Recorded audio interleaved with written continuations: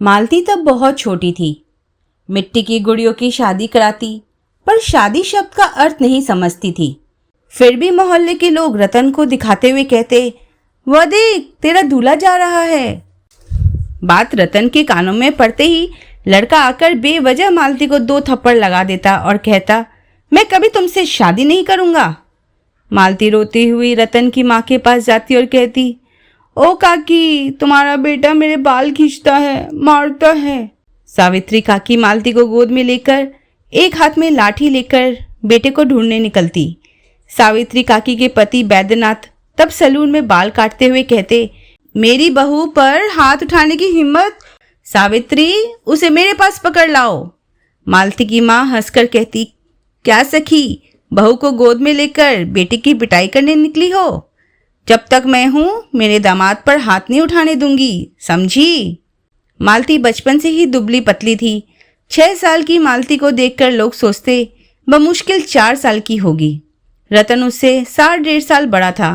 मालती जब 9वीं में पढ़ती थी तब समझी कि उसकी माँ और सावित्री काकी ने सखी बनते समय ही कहा था कि अगर तुम्हारा बेटा और मेरी बेटी हुई तो हम समधन बनेंगी। तब उनकी शादी भी नहीं हुई थी। बाद में एक ही मोहल्ले में दोनों की शादी हुई, इसलिए दोनों सहेलियां साथ ही रही। बैद्यनाथ के साथ मालती के पिता की भी खूब जमती थी। एक ही परिवार हो गया था। उस घर के ताऊ काकी इतने अच्छे होने के बाद भी लड़का बहुत शरारती था।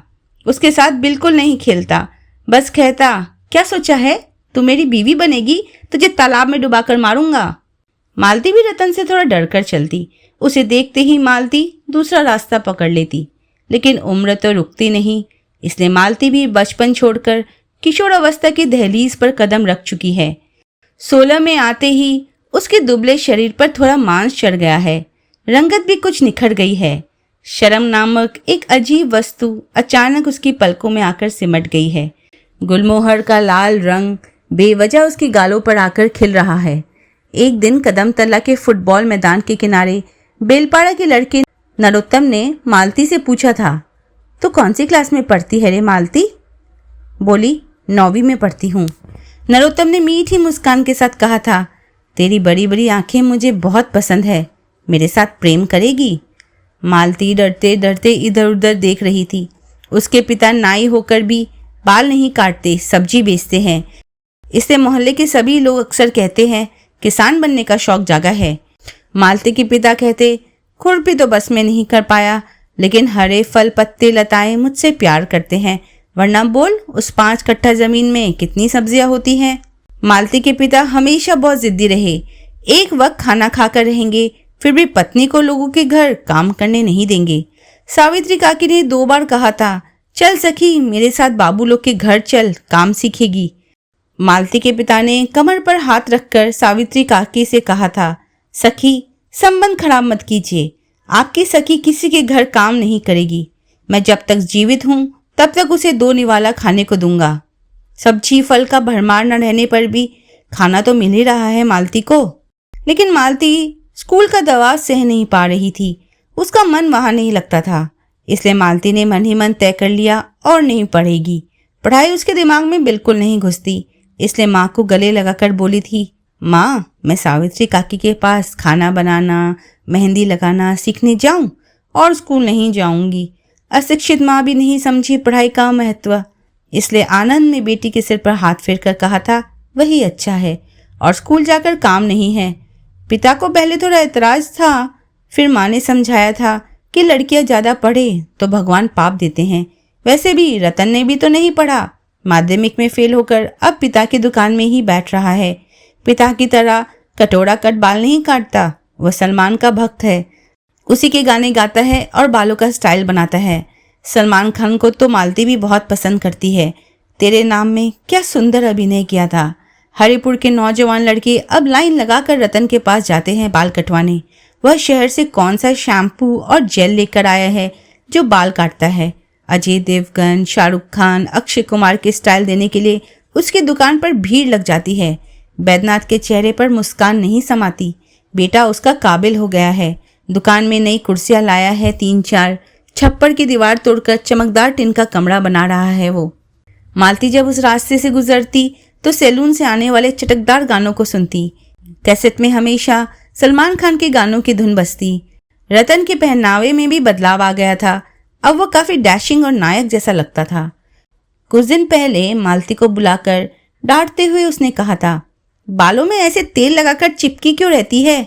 ले, इसमें अच्छी खुशबू वाला शैम्पू है, इससे अच्छी तरह लगाकर बालों को खुला रखा कर। मालती बाल गंदे होने पर कपड़े धोने वाले साबुन से धो लिया करती थी। शैम्पू के बारे में उसे जानकारी नहीं थी, ऐसा नहीं था, लेकिन अभावों के संसार में अपने ऊपर पैसे खर्च करने की ऐसी शिक्षा माँ ने उसे नहीं दी थी। शरारती लड़के से शैम्पू पाकर मालती काफी चौंक गई थी। उसने मन ही मन सोचा, कहीं शीशी में कुछ गलत तो नहीं भर दिया।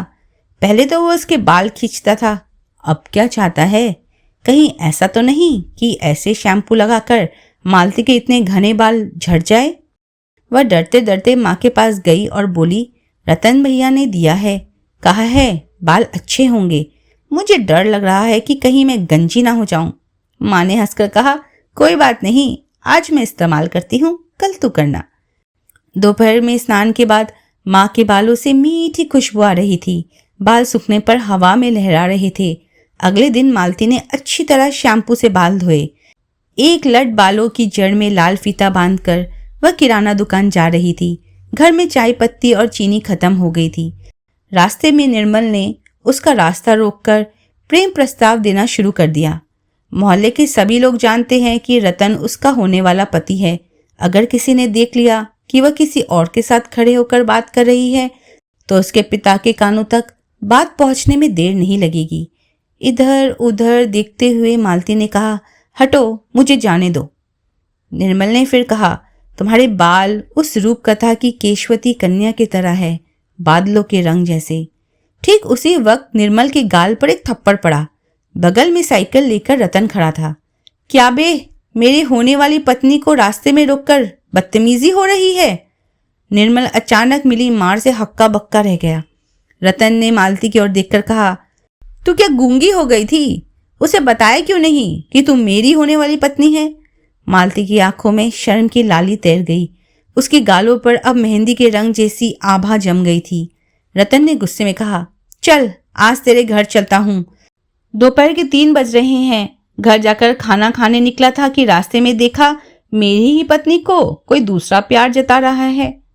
निर्मल हकलाते हुए बोला, तेरी पत्नी है तो मांग में सिंदूर क्यों नहीं, हाथ में चूड़ियां क्यों नहीं?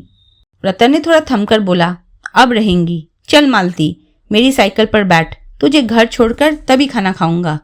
मालती डरते डरते उसकी साइकिल के रॉड पर बैठ गई। रतन के बालों भरे मजबूत हाथ उसके हाथों के ऊपर से हैंडल संभाले हुए थे। वह मालती की हर नस को छू रहे थे। मालती के शैम्पू किए हुए बाल रतन के चेहरे पर लग रहे थे। उसने कहा, बालों के सिरे कल दुकान पर आकर कटवा लेना, वरना बाल बढ़ेंगे नहीं। मालती ने डरते हुए सिर हिलाकर कहा, ठीक है। रतन ने लंबी सांस लेकर कहा, मुझे तो फिल्मों की लड़कियां ही ज्यादा पसंद है। मजबूरी है कि माँ बाप के कहने पर इस शादी के लिए राजी हुआ, वरना मैं तो उन फिल्म अभिनेत्रियों से ही शादी करता, समझी? मालती को रोना आ रहा था। उसे लग रहा था कि काश वह भी फिल्म अभिनेत्रियों जैसी दिखती तो रतन उसे बहुत पसंद करता। रतन ने सुनसान रास्ते पर घंटी बजाने के बहाने हल्के से उसका हाथ छुआ और कहा, याद रखना, फिल्म की हीरोइनें तो पर्दे के पीछे सुंदर है और तू सिर्फ मेरी आंखों में सुंदर बनकर रहेगी। रास्ते में कोई हंसकर बात करे तो कह देना कि मैं रतन नाई की होने वाली पत्नी हूँ। मन के अंदर दबी हुई उस उदासी और आंसुओं में अचानक एक नई चमक और खुशी का भाव घुल गया। मालती की खुशी झरने की तरह उमड़ पड़ी। वह फुसफुसाकर बोली, बचपन से ही तुम्हारी मार खाई है, डांट सुनी है, बार बार सुना है कि तुम मुझसे शादी नहीं करोगे, फिर भी क्या मैंने कभी किसी और को मन में जगह दी है? सब जानते हैं कि मालती का जन्म सिर्फ रतन के लिए हुआ है। रतन ने भावुक होकर कहा, पति का नाम नहीं लेते, जानती नहीं पगली? मालती की जीभ काटते ही रतन हंस पड़ा। गुस्सैल स्वभाव का वह लड़का उनके आंगन में खड़ा होकर जोर से चिल्लाया, ओ काकी, आज हमारे घर जाकर शादी की तारीख पक्की कराओ। मैं मालती को अब अपने घर में ले जाना चाहता हूँ। मालती के पिता बाहर निकल आए और बोले, तुम्हारी दुल्हन है, जब चाहो ले जाओ, हम कौन होते हैं रोकने वाले। बस बैद्यनाथ भैया से कहकर एक शुभ दिन निकलवा कर 4 हाथ एक कर दो। मालती में रसोई में जाकर भात, दाल और परवल की सब्जी परोसकर कहा, खा लो, बहुत देर हो गई है। रतन ने बैठकर खाते हुए कहा, काकी के हाथ का खाना बहुत स्वादिष्ट है। काकी, मेरी दुल्हन को भी अच्छे से खाना बनाना सिखा देना। काकी हंसकर बोली, अरे पागल, ये खाना तो तेरी दुल्हन ने ही बनाया है। मैं तो आज घर लीप रही थी, इसलिए उसने ही सब पकाया है। उंगलियां चाटते हुए रतन ने कहा, एक दिन बैगन लाऊंगा, अच्छे से भरता बना देना। मालती शर्म और खुशी में तैरते हुए बोली, हाँ अच्छा। सावन के भरे महीने में उनकी शादी हुई। सुहाग रात की रात टिन की छत पर गिरती बारिश की बूंदों के बीच रतन ने मालती को खुद में समा लिया था। मालती ने खुद को सौंपकर जीत हासिल कर ली थी। साल भी नहीं बीता था कि मालती के मां बनने की खबर गांव में फैल गई। ठीक उसी समय मालती के सुखद संसार में एक के बाद एक मुसीबतें आ गई। सबसे पहले उसके पिता सब्जी उतारते समय रेल की पटरी पर कटकर मर गए। उसकी माँ छोटी मौसी के पास कोलकाता चली गई किसी प्लास्टिक कारखाने में काम करने। फिर माँ ने कभी मालती की खबर नहीं ली। मालती के ससुर को भी अचानक आधी रात को सेरिब्रल अटैक आया और बायां हिस्सा लकवाग्रस्त हो गया। चलने फिरने में असमर्थ होकर वह घर में ही पड़े रहते थे। सावित्री माँ संपन्न घरों की स्त्रियों को मेहंदी लगाकर 2 पैसे कमा रही थी और पूरा परिवार रतन की कमाई की और उम्मीद भरी नजरों से देख रहा था। रतन जो कमाता सब घर के खर्च में चला जाता। इधर मालती के बच्चे के जन्म का समय भी करीब आ गया था। चिंता में रतन अक्सर रात भर जागता रहता। वो बालों का स्टाइल, वो नायक जैसी सज धज अब उसमें नहीं रही थी। पिता की दवा, मालती का खान पान और घर का खर्च चलाते चलाते 1 साल में ही वह बूढ़ा सा दिखने लगा था। मालती को देखकर भी कष्ट होता था। भारी पेट के साथ रसोई का सारा काम करना। माँ दूसरी तरफ लोगों के घरों में काम करने जाती थी 2 पैसों की उम्मीद में। सावित्री ने कभी मालती को बहू की तरह नहीं देखा। बचपन से ही उसे अपनी बेटी की तरह समझा था। उस दिन सावित्री ने कहा, वह इंसान घर पर अपाहिज पड़ा है। रतन दिन रात पैसों की चिंता में पागल है। मैं भी अब दूर के घरों में नहीं जा पाती। तूने इतनी जल्दी बच्चा क्यों लिया, कौन जाने। मालती समझ गई थी कि सावित्री माँ कितने दुख से ये कह रही है, इसलिए उसने मुंह चुप रखकर कहा, माँ तुम घर में रहकर अपने पोते और पिताजी को संभालना, मैं जाऊंगी घरों में मेहंदी लगाने। सावित्री माँ ने चिंता भरी आंखों से देखकर कहा, तू कर पाएगी? बड़े घर की बहू बेटियों के पैर गोद में लेकर अपने कपड़े से पोंछकर प्यार से मेहंदी लगाना। आजकल तो शिक्षित लड़कियां मेहंदी लगवाना ही नहीं चाहती। कहती है, आंटी नेल पॉलिश लगा रही हूँ, अच्छे से लगा दो। समय के साथ क्या जमाना आ गया है। वो कहती है कि मेहंदी लगाने से पैर फटते हैं। धीरे धीरे ये सब खत्म हो जाएगा। अब तो सिर्फ पूजा और त्योहारों पर ही 2 पैसे दिखेंगे। जब तक तेरे ससुर जीवित हैं तब तक ही मैं शुभ कार्यक्रमों में जा पाऊंगी। उस व्यक्ति की आंखें बंद होते ही मैं विधवा हो जाऊंगी। तब कोई मेहंदी भी नहीं छूने देगा, ना किसी कार्यक्रम में बुलाएंगे। नहीं जानती भगवान मेरे मांग का सिंदूर कितने दिनों तक सुरक्षित रखेंगे। सावित्री माँ की बात सच हो गई। मालती और रतन की संतान के नाई के घर जन्म लेने के कुछ ही दिनों बाद रतन के पिता ने अंतिम सांस ली। आधी रात को सांस लेने में तकलीफ होते हुए बैद्यनाथ चल बसे। पोते को छाती से लगाकर सावित्री ने पति का शौक भुलाया। रतन के सिर पर पूरे परिवार का बोझ आ पड़ा। माँ भी अब काम पर नहीं जाती, घर में ही पोते को लेकर बैठी रहती है। अचानक बेटे के बालों में तेल मालिश करते हुए रतन ने कहा, सोच रहा हूँ शहर जाऊंगा। राइस मिल के मालिक विजय बाबू उस दिन बाल कटवाने आए थे तो कह रहे थे कि शहर में तो एक आदमी के बाल काटने के ही 200-300 रुपए मिल जाते हैं और हमारे यहाँ बाल दाढ़ी काटते हैं तो 10 रुपया थमा देते हैं। मेरे हाथ का काम देखकर विजय बाबू बोले, रतन शहर जाओ, वहाँ पार्लर खोलो। बाल काटने की दुकानों को वहाँ पार्लर कहते हैं। वहाँ तो पुरुषों की लाइन देखकर हैरान रह जाओगे। कहते हैं उधार बाकी कल देंगे, अभी खुले पैसे नहीं हैं। ये सब वहाँ नहीं चलता। मालती ने चौंक कर कहा, और हम लोग यहाँ अकेले कैसे रहेंगे? रतन ने चिढ़कर कहा, तू और माँ और शुभ तीनों रहोगे। मेरे बेटे को मैं अपनी तरह नाई नहीं बनाऊंगा, उसे शिक्षित करूंगा। बाबू की तरह सूट पहनकर वो दफ्तर जाएगा। समझी कुछ? मैं बीच बीच में आऊंगा, वहां से पैसे भेजूंगा। सावित्री उम्र से थोड़ी ज्यादा बूढ़ी होती जा रही थी। अभावों के साथ लड़ते लड़ते शायद उम्र भी तेजी से बढ़ रही थी।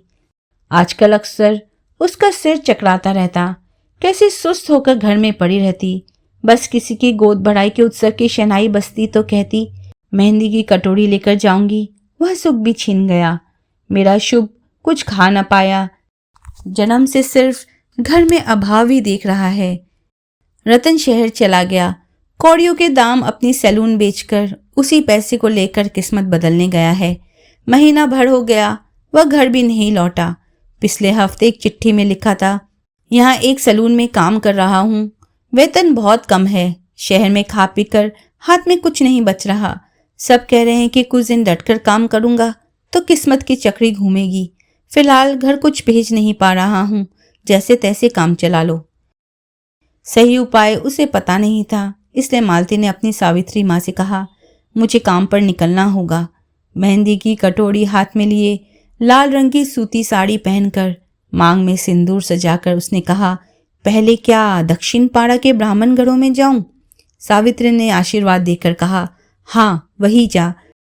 नई बहू के हाथों और पैरों पर नक्काशी करके मेहंदी लगाना, देखना वे बहुत खुश होंगी। मालती ने कभी नहीं सोचा था कि उसे लोगों की बहू बेटियों के पैर गोद में लेकर मेहंदी लगानी पड़ेगी, लेकिन शुभ की भूख की चीख बर्दाश्त न कर पाने के कारण ही उसे बाहर निकलना पड़ा। कुछ ही दिनों में हरिपुर गांव में मालती की पहचान नाई की बहू के रूप में हो गई। किसी भी शुभ कार्य में उसे बुलाया जाता। शुभ बड़ा हो रहा है। स्कूल में भर्ती के समय पिता के स्थान पर मालती ने रतन प्रामाणिक लिखा। स्कूल के शिक्षक ने पूछा, पिता क्या करते हैं? मालती ने उत्तर दिया, शहर में पार्लर है। अपने मन में ही मालती मुस्कुरा दी। रतन का कोई पता हरिपुर के लोगों को नहीं मिला। मालती से सावित्री अक्सर पूछती, हाँ रे लड़का कब घर आएगा? कुछ कहा उसने? मालती मुस्कुराकर कहती, आएगा आएगा, तेरा बेटा बहुत सारे पैसे लेकर आएगा। आजकल मालती का काम बढ़ गया है। उसके मीठे व्यवहार के कारण उसे आसपास के कई गांवों से बुलाया जाता है। कम उम्र की मालती मांग में सिंदूर सजाकर काम पर जाती है। लोग कानाफूसी करके कहते हैं, मालती बहुत भाग्यशाली है। उसका चेहरा देखने से गर्भवती स्त्री को पुत्र होता है। उसके हाथों से मेहंदी लगाने से बड़ी उम्र की लड़कियों की शादी हो जाती है। कहते हैं उसके हाथों से मेहंदी लगवाने के कारण ही चटर्जी परिवार की बहू की मांग का सिंदूर आज भी सलामत है, वरना बूढ़े की तो हालत खराब हो गई थी। उधर अस्पताल की गाड़ी घर के सामने खड़ी थी। इधर नाई की बहू को बुलाया गया। चटर्जी बहू ने जिद पकड़ रखी थी। उसने कहा था, पहले नाई की बहू आकर मुझे सिंदूर मेहंदी लगाएगी, तभी तुम लोग कर्ता को अस्पताल लेकर जाओगे। लोग कहते हैं नाई की बहू के भाग्यशाली स्पर्श को पाकर ही उस दिन चटर्जी बहू की मांग का सिंदूर बच गया था। उसके बाद से ही चटर्जी बहू ने साफ कह दिया था, सुन नाई की बहू, तेरे बेटी की पढ़ाई की जिम्मेदारी मैंने ली। मेरे दोनों बेटे शहर में रहते हैं, बड़ी नौकरी करते हैं। हमारी जमीन जायदाद की कमी नहीं है, इसलिए एक बच्चे की पढ़ाई की जिम्मेदारी लेने से ये चटर्जी परिवार गरीब नहीं हो जाएगा। शुभ तब 8वीं कक्षा में था। अच्छी ट्यूशन भी मालती नहीं दे पा रही थी, इसलिए उसने सिर हिलाकर कहा, मासी माँ, आप अगर मेरा इतना बड़ा उपकार करें तो मैं नाई की बहू हूँ, मैं ये ऋण चुका दूंगी। नलिनी मासी ने कहा, बहुत बड़ी बड़ी बातें कर रही है तू चटर्जी परिवार का ऋण चुकाएगी? तो बता, तू मेरा ऋण कैसे चुकाएगी? अंगूठे के नाखून को कुड़ेदते हुए मालती ने कहा, आप ब्राह्मण हैं, हम नाई हैं, फिर भी जब आपने मुझे सीने से लगा लिया है तो मैं जीवन भर आपके घर के सारे काम कर दूंगी, बस आपके पूजा घर में नहीं घुसूंगी। चटर्जी बहू ने मोटी सोने की चूड़ियां पहने अपने हाथों को हिलाकर कहा, पूजा घर की तरफ पैर बढ़ाया तो पैर काट कर रख दूंगी। शुभ शुरुआत में बहुत रोया था। माँ को छोड़कर वो रात को कैसे सोएगा, उसे नींद नहीं आएगी। मालती ने हंसकर कहा, दिन भर देख पाएगा तो, और तू बड़ा हो रहा है पागल। उस दिन से शुभ चटर्जी परिवार का निवासी बन गया। घर में 3 मास्टर आकर उसे पढ़ाते। अच्छा खाकर वह पढ़ लिख कर बड़ा हो रहा था, लेकिन रोज खाने के समय उसे माँ की याद आती। माँ इस घर के सारे काम करती। नलिनी मासी ने एक नौकर रखा था खाना पकाने के लिए। वह शुभ को बहुत जत्न से खाना देता, छोटे बाबू कहकर सम्मान भी करता। मालती कहती, तेरे पिता की इच्छा थी कि तू ऑफिसर बने। दिखा दे बेटा, भगवान ने तुझे अवसर दिया है, तू दिखा दे। सावित्री काफी दिनों से बुखार से जूझ रही थी।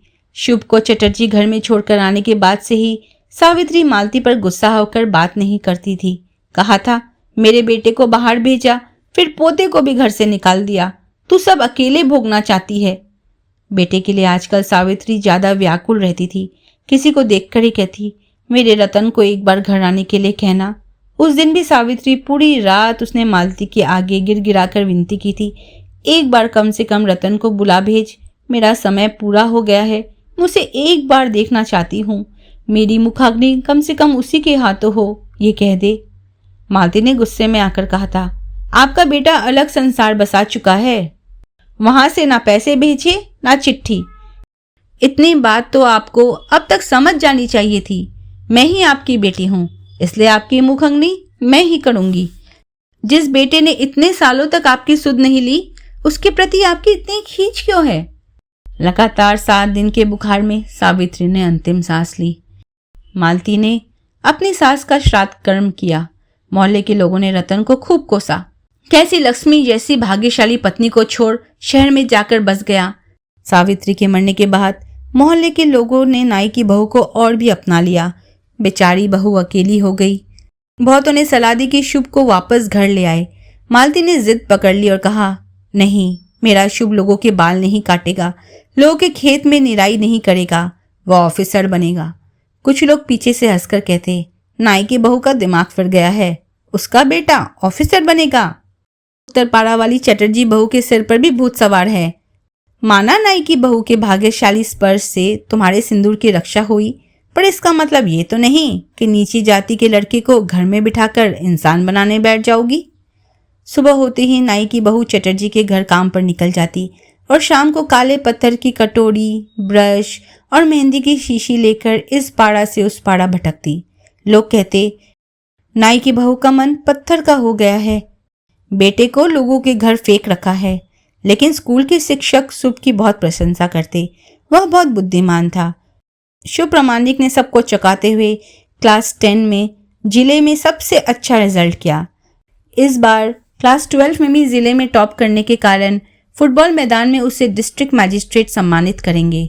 मैदान के एक कोने में मालती खड़ी थी। कितने लोग उसके शुभ की पीठ थपथपा रहे थे, सिर पर हाथ रखकर उसको आशीर्वाद दे रहे थे। यह देखकर मालती के दोनों आंखों में आंसू बह निकले। चटर्जी बहू नलिनी मासी ने कहा, इस बार तो तेरे बेटे को कोलकाता भेजना होगा, तेरा बेटा इंजीनियरिंग की पढ़ाई करना चाहता है। हम तो उतना नहीं समझते, मेरे बड़े बेटे ने सब इंतजाम करने का वादा किया है। मालती ने कहा, शहर, वहां जो जाता है वह कभी नहीं लौटता मासी। शुभ ने सुनते ही कहा, माँ, मैं पिता नहीं हूं, मैं ठीक वापस आऊंगा। शुभ की भलाई के लिए उसे आंखों से दूर करने में मालती ने कोई संकोच नहीं किया। उसने बिना किसी रंग के अपने 2 आंखों में रंगीन सपने सजाए। रोज उंगलियों पर गिनकर एक एक दिन का हिसाब रखा। इंतजार की घड़ी खत्म ही नहीं हो रही थी। कब शुभ बड़ा होकर वापस आएगा, ये सोच सोचकर कैलेंडर के दिन गिना करती थी। साल तारीखें बदल गई, कैलेंडर पर नई तस्वीरें आई, फिर भी समय जैसे थम सा गया था। 5 साल बाद आज शुभ के लौटने का दिन है। इन 5 वर्षों में साल में बस एक बार अपने बेटे को देखा है। उस कष्ट को नाई की बहू ने सह लिया। इसी बीच चटर्जी कर्ता का देहांत हो गया। चटर्जी की बहू विधवा होकर अपने बेटों के संसार में चली गई। जाते समय वह मालती को गले लगाकर रो पड़ी, तेरे बेटे की जिम्मेदारी अब और नहीं उठा पाऊंगी मालती, माफ करना। कर्ता के मरने के बाद ही बेटों ने साफ कह दिया था कि वह ये झमेले नहीं ढोएंगे। मालती दिन रात काम करती, किसी काम में उसका ना नहीं था। बर्तन मांजना, लिफाफे बनाने से लेकर मेहंदी लगाने तक वह हर काम के लिए तैयार थी।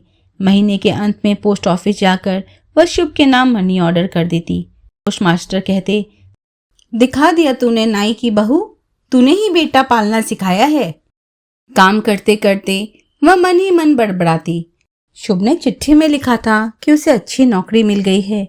उनकी कॉलेज में ही किसी बड़ी कंपनी ने उसे नौकरी दी है, यहाँ तक कि वे उसे विदेश भी ले जाना चाहते हैं। शुभ ने लिखा था, माँ, इस बार मैं तुम्हें लेकर कोलकाता चला जाऊंगा। बहुत कष्ट सहा है तुमने, अब और नहीं। सुबह ही सेनबाड़ी की छोटी बहू की गोद बढ़ाई के कार्यक्रम में जाकर उसने मेहंदी लगाई थी।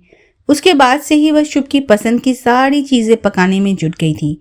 तभी महंगे कपड़े पहने शुभ वहां हाजिर हुआ। उसे देखकर कौन कहेगा कि वह नाई की बहू का बेटा है। मोहल्ले के लोग उसे तकते ही रह गए। तुम हरिपुर के गौरव हो बेटा, आज तुम कितने बड़े इंसान बन गए हो। माँ को अब थोड़ा आराम देना। शुभ प्रामाणिक ने हंसकर कहा, यह सब आप लोगों का आशीर्वाद और मेरी माँ की कोशिश है। माँ को गले लगाकर शुभ ने कहा, तैयारी कर लो माँ, हम 2 दिन के भीतर चले जाएंगे। कोलकाता में मैंने फ्लैट किराए पर लिया है। शुभ की मासिक आय की राशि सुनकर नाई की बहू हैरान होकर बोली, इतने सारे पैसों का हम क्या करेंगे रे शुभ? शुभ माँ को गले लगाकर माथे पर चूमते हुए बोला, तुम्हें मैं सारी खुशियां दूंगा माँ। मालती ने हंसकर कहा, नलिनी दीदी के घर एक बार तो जाना ही होगा। उनका कर्ज कम नहीं है, फिर भी कोलकाता में उनके घर के सामने मुझे एक बार ले जाना शुभ। मैं जाकर उनके आंचल के सामने एक बार प्रणाम करके आऊंगी। शुभ ने माँ को वचन दिया कि वह नलिनी दीदी के बेटे के फ्लैट में माँ को ले जाएगा। मालती ने कहा, तैयारी की क्या बात है रे शुभ, हमारे घर में वही मेरे कपड़े और तुम्हारे इनाम की किताबें। दोपहर में माँ के हाथ का खाना खाते हुए शुभ ने कहा, सब जगह खाया माँ, पर तुम्हारा जैसा कोई नहीं बना सकता। नाई की बहू के चेहरे पर तृप्ति की मुस्कान खिल उठी। शाम को शुभ सोकर उठा तो देखा कि उनके 2 कोठरी वाले घर के सामने बहुत भीड़ जमा हो गई है। सब लोग काफी उत्तेजित होकर चिल्ला चिल्लाकर माँ को गालियां दे रहे हैं और कह रहे हैं, अपाया, अशुभ, दुष्चरित्र महिला, गले में कलश बांधकर तालाब में डूबकर मर जा। शुभ थोड़ा हैरान होकर घर से बाहर निकला। बाहर निकलते ही वह ठिठक गया। एक दूध जैसी सफेद साड़ी, सिंदूर विहीन मांग, दोनों हाथों में चूड़ियां नहीं, माँ एक सफेद पत्थर की मूर्ति की तरह खड़ी थी। शुभ का दिल धक से रह गया। अपनी माँ को उसने कभी ऐसा नहीं देखा था। जो हरिपुर के लोग माँ को इतना प्यार करते थे, वे अचानक इतने नफरत पर क्यों उतर आए? शुभ धीरे धीरे कदमों से माँ के पास खड़ा हुआ तो शोर और तेज हो गया। देखो शुभ, देखो, अपनी माँ का अनाचर एक बार देखो। आज हमें पता चला, आज से 24 साल पहले तुम्हारे पिता ने आत्महत्या कर ली थी।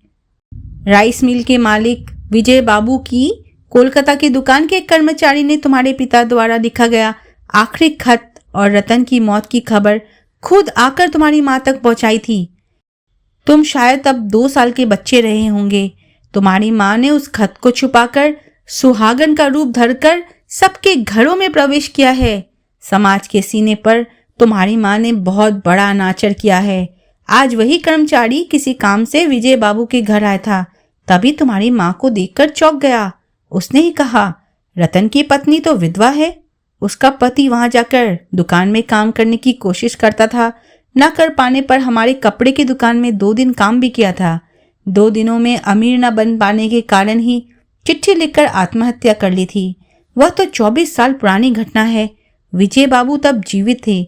वह भी फिर हरिपुर खास नहीं आए और मेरा भी आना नहीं हुआ। आज सड़क पर रतन की पत्नी को देखकर चौंक गया कि अभी भी उसका सुहागन वाला श्रृंगार क्यों है। सब मिलकर कह रहे थे, छी नाई की बहू, तुम इतना बड़ा अन्याय कैसे कर सकी? हमने तुम्हें अपने घर के सदस्य की तरह प्यार किया। नाई की बहू के दोनों आंखें सूखी लेकिन सूर्य लाल थी। धीरे धीरे वो बोलने लगी, क्या करती? विधवा होती तो क्या तुम मुझे मेहंदी का काम करने देते? हमारा पेट कैसे चलता? वह तो जिम्मेदारी के बोझ से भाग गया था। उस छोटे से बच्चे और बीमार सास को लेकर कैसे चलाती संसार? और इसके अलावा आज सुबह तक तो मैं भाग्यशाली नाई की बहू थी। जैसे ही पता चला कि मैं विधवा हूं, वैसे ही मैं उपशकुन बन गई। जरा सोच कर देखो, मैंने तुम्हारे पैरों में मेहंदी और मांग में सिंदूर सजाया। क्या कभी किसी के घर में कोई विपत्ति आई? जब तुम जानते थे कि शुभ के पिता दूसरे संसार बसा चुके हैं, तब तो तुम्हें मुझ पर दया आती थी। लेकिन जैसे ही जाना कि वे मर चुके हैं, एक पल में मैं भाग्यशाली नाई की बहू से अपशगुनी बन गई। हाँ, मैंने अन्याय किया है। मैंने अपने पेट के बच्चे के लिए पाप किया है। उसकी भूख की चीख सुनकर मैंने लाल रंग से प्यार किया है ताकि उसे पाल पोस कर बड़ा कर सकूं। अब तुम सब मेरा न्याय करो। शुभ ने धीरे से कहा, मैं कल अपनी माँ को लेकर चला जाऊंगा। गांव के लोग फिर भी नाई की बहू को दोष देते रहे। आग की तरह ये बात फैल रही थी।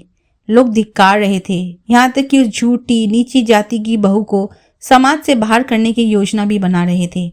गांव की पंचायत को पीछे छोड़ शुभ और मालती हरिपुर से निकल आए। फ्लैट में घुसते ही मालती ने कहा, क्या रे शुभ, इस 5 मंजिल की इतनी बड़ी इमारत में सिर्फ तू और मैं रहेंगे? शुभ ने माँ को गले लाकर कहा, ये पूरी इमारत मेरी नहीं है माँ, सिर्फ ये मंजिल मेरी है। इस मंजिल में हम रहेंगे। शुभ अपनी माँ को एक टक देख रहा था, जो अब दुधिया सफ़ेद लिबास में थी। ये सफ़ेद साड़ी शायद दादी की थी। माँ के शरीर पर कहीं रंग का एक कतरा भी नहीं था, फिर भी माँ कितनी सुंदर और निर्मल लग रही थी। शुभ ने कहा, माँ, ऐसी सफ़ेद साड़ियाँ नहीं पहननी है। कल ही मैं तुम्हारे लिए अच्छी रंगीन साड़ियाँ खरीद कर लाऊंगा। तुम अब तक मेरे लिए जीती आई हो, मेरे लिए ही लाल रंग पहनने को मजबूर हुई थी। भविष्य में भी तुम मेरे लिए ही जीना। तुमने कोई पाप नहीं किया है माँ, तुम खुद को पापी क्यों समझती हो? मन ही मन क्यों रो रही हो? याद रखना, लाल रंग 7 रंगों में से बस एक रंग है, उससे ज्यादा कुछ नहीं। नाई की बहू ने सिंदूरी बादलों की ओर देखते हुए कहा, लाल बादल, कितना सुंदर लग रहा है आकाश। तेरे पिता कहते थे, बालों में लाल फीता बांधना और लाल साड़ी पहनना। शुभ ने देखा, बहुत दिनों बाद माँ फिर से पिता की बातें कर रही है। संघर्ष करते करते माँ शायद सब कुछ भूल गई थी। आज फुर्सत में माँ का थका हारा निढाल मन हरिपुर की अपनी किशोर अवस्था की ओर लौटना चाहता है। शुभ ने कहा, माँ, क्या तुम्हारे और बाबा की साथ वाली कोई तस्वीर है तो तुम्हारे कमरे की दीवार पर बनवा कर लगा दूंगा। सिर हिलाकर मालती ने कहा, है, देखोगे? हमारी शादी के दिन की तस्वीर। माँ की आंखों में ढेर सारी खुशी झलक उठी। शुभ अपनी पूरी जिंदगी संघर्ष करने वाली थकी हारी माँ को देख रहा था। माँ की आंखों में आज जीत की खुशी थी। मालती ने कहा, अब तेरी शादी करा के मैं निश्चिंत हो जाऊंगी, समझे? फिर ऊपर जाकर उस इंसान से बहुत झगड़ा करूंगी। वह जीवन में क्यों हार गया, क्यों मुझे अकेला छोड़कर चला गया? आकाश और भी लाल हो गया। थोड़ी ही देर में कलकत्ता में एक प्यारी सी शाम उतर आएगी। यही तक थी ये कहानी। कैसी लगी आपको ज़रूर बताइएगा कमेंट बॉक्स में। और अगर आप मेरे चैनल में नए हैं तो प्लीज़ मेरे चैनल को सब्सक्राइब करके लाइक ज़रूर करिएगा। अपना ख्याल रखिए। धन्यवाद।